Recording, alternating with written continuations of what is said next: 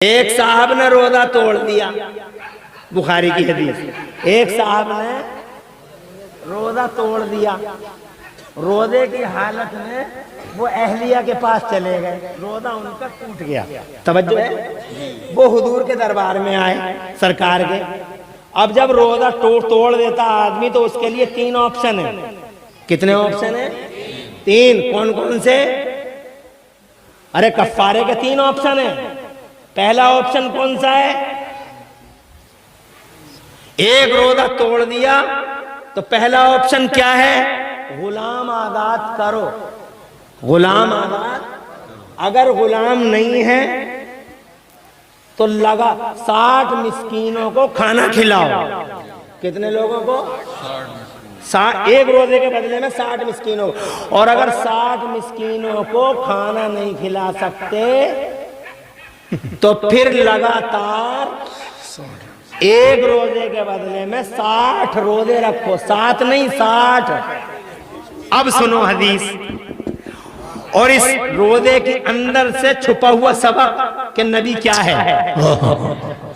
اب جناب والا وہ آ گیا، روزہ توڑ کے نبی کے دربار میں آ گیا، اور نبی سے آگے کہنے لگا یا رسول اللہ میں نے ظلم کر دیا، میں نے لمٹ کراس کر دیا۔ مصطفیٰ جان رحمت نے فرمایا کیا بات ہو گئی؟ تو کہنے لگا آقا میں روزے کی وقعت والا اہلی وانا صائم، وقعت والا اہلی وانا صائم یا مصطفیٰ، میں روزے کی حالت میں اپنی بیوی کے پاس چلا گیا، میرا روزہ ٹوٹ گیا، آقا میں کیا کروں؟ میرے نبی نے فرمایا غلام آزاد کر دے۔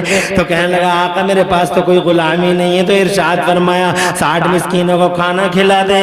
تو جناب والا وہ کہنے لگا حضور میرے پاس 60 مسکینوں کو کھانا کھلانے کے لیے کچھ بھی نہیں ہے۔ تو مصطفیٰ جان رحمت نے فرمایا پھر لگاتار 60 روزے رکھ لے۔ تو کہنے لگا آقا ایک روزہ بھی رکھ نہ سکا، 60 روزے لگاتار یا رسول اللہ میں کیسے رکھ لوں گا؟ تینوں آپشن ختم ہوگا، چوتھا کوئی آپشن ہے؟ اللہ کے قرآن میں 3 آپشن، نبی کے بیان میں 3 آپشن۔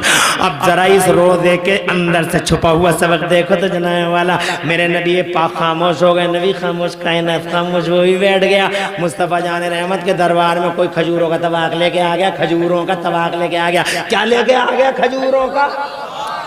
پہلے طبق میں آتے تھے نا، پورے بھی آتے تھے، کھجورے بھی آتے تھے، طبق سجے سجائے مسجدوں میں آتے تھے، بڑا مزہ آتا تھا۔ کھیریں آتی تھیں، طبق آتے تھے، اب تو فتوے اتنے لگ رہے ہیں یہ حرام ہے، پورا حرام ہے، کھیر حرام ہے، صحیح، طبق کھا طبق لانا حرام ہے۔ حد تو یہ ہو گئی درندوں نے قرآن خوانی پہ فتویٰ لگا دیا کہ قرآن خوانی حرام ہے۔ ابھی کوئی مولانا دکھا رہے تھے، فیضی دکھا رہے تھے، ان کے پاس دیکھ لیو، میں کوئی غلط تھوڑی کہہ رہے ہوں۔ دیوبند کے مولویوں نے فتویٰ جاری کر دیا کہ قرآن خوانی جو تم کراتے ہو، جب کوئی کاروبار کرتے ہو، جب کوئی کاروبار کرتے ہو تو جیسے تم نے ٹرک لیا، ٹرک میں قرآن خوانی کرا لی، جیسے تم نے دکان شروع کری تو دکان میں قرآن خوانی کرا، جیسے تم نے نیا مکان بنا لیا تو تم قرآن پڑھواتے ہو۔ تو ابھی وہ حرام بتا رہے ہیں، حرام ہے۔ یہ دیوبند کے ملا انہیں پتہ نہیں ہے فتویٰ کیا ہوتا ہے، اسلام کیا ہوتا ہے۔ انہیں تو بکنے سے مطلب ہے، بکنا بکنا بکنا۔ ان کے فتوے جناب والا دیکھو، ثانیہ مرزا کے ڈریس کوڈ پہ فتویٰ ہم نے دیکھا، عمران پرکرن پہ ہم نے دیکھا۔ خدا کی قسم اسی لیے تو سینہ چوڑا کر کے کہتا ہوں کہ ہمارے بریلی والوں کی شان ہے، ہمارا بریلی نہ کبھی بکا نہ کبھی جھکا، نہ کبھی بکا نہ کبھی جھکا، نہ کبھی سرنڈر ہوا، یہ بریلی والوں کی شان ہے۔ ثانیہ مرزا کے ڈریس کوڈ پر، عمران پرکرن پر، اور جلب وندے ماترم کے ایشو پر ہم نے دیوبند کو بار بار بکتے ہوئے دیکھا۔ اور اب دیکھو قرآن خوانی پہ دیکھ لو جناب والا، معاذ اللہ، صد بار معاذ اللہ، پہلے پوروں کے طواق آتے تھے،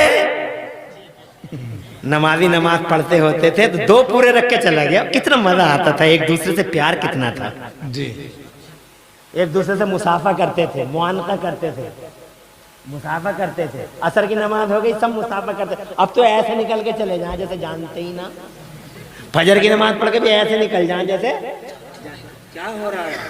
اور میں نے مانا یہ آپ کبھی پڑھنا چاہیے سر پہ ہر نماز کے بعد، مگر یار عجیب معاملہ دیکھ رہے ہوں مناظر بھائی، جس مسجد میں نماز پڑھوں، جس امام کو دیکھوں، وہی نماز کے فوراً بعد سر پکڑ کے بیٹھ گیا، ارے بات نہیں کر لی، जिसे देखो सर पकड़ के बैठा, बाद में कर, पढ़ना चाहिए, पढ़ना चाहिए, अच्छा है, मगर जहां भी देख रहे हो यही काम देख रहे हो।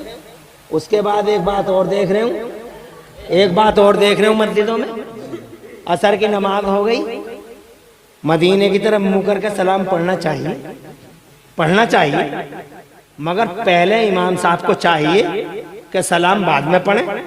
नमाज पढ़ा दी, दुआ हो गई, सलाम बाद में पढ़ें। पहले लोगों से मुसाफा करें, पहले लोगों से, क्योंकि लोग चले जाते हैं, फिर इमाम साहब अकेले रह गए, सलाम पढ़ के ये दो चार और रह गए। पहले मुसाफे का चलन आम करो, बेशक फिर मुसाफे के बाद मदीने की तरफ मुंह करके सब सलाम पढ़ो। बेशक जो पुरानी हमारी चली आ रही है अल्हम्दुलिल्लाह, बड़ी बरकतों वाली चीजें थी जी। रही हैं।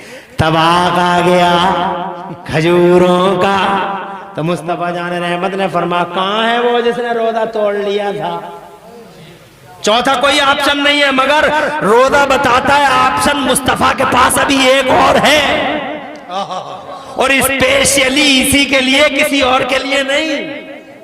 पावर वाला ने भी इरशाद फरमाते, कहाँ है वो जिसने रोजा तोड़ लिया था, तो वो कहता कि मैं गुलाम आपका मैं हाजिर हूँ। इरशाद फरमाया, मेरे नबी ने ऐसा कर, तू गुलाम भी नहीं आज़ाद कर सकता, तू 60 मिस्किनों को खाने भी नहीं खिला सकता, तू 60 रोजे लगातार भी नहीं रख सकता, जा तू एक काम कर, मेरी तरफ से तुझे एक तोहफा दे रहे हूँ, ले जा इसे, ये खजूरों का तबाक ले जा, जा खजूरों का तबाक ले जा, मदीने के गरीबों में बांट दे, तेरा कफारा अदा हो जाए। वाह।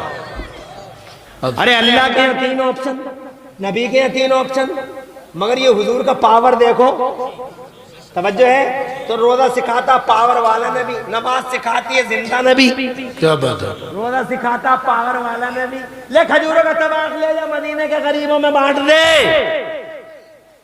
तो अब वो भी सहाबी था, मोमिन कामिल था, समझ गया कि जिस नबी के पास चौथा ऑप्शन है उसके पास 5वां जरूर होगा। वो बैठा, क्या बात है। नबी ने फरमाया, खजूरों का तबाक ले जाओ, मदीने के गरीबों में बांट दो। तो जनाबे वाला वो कहता, या रसूल अल्लाह, अल्लाह की कसम खा के कहता हूँ, मिन हाज़ल लतम मिला ज़ालिका लतम, या मुस्तफ़ा मदीने के इस कोने से लेके और मदीने के उस कोने तक, या रसूल अल्लाह, मुझसे बड़ा कोई गरीब आदमी ही नहीं है। आप कहते गरीबों में बांट दे, मुझसे बड़ा कोई गरीब ही नहीं है। तो मुस्तफा की मुस्कुराहट सुभान अल्लाह। इन दंदाने मुबारक पर मुस्कुराहट तारी हो गई, लबों पर दंदाने मुबारक दायर हो गए, और मुस्तफा ने मुस्कुरा के फरमाया, इधर फातिमा लका, जा जा ये खजूरों का तबाक ले जा, अपने बीवी बच्चों को खिला दे, तेरा कफारा अदा हो जाएगा। जोर से कह दो सुभान अल्लाह। क्या बात है।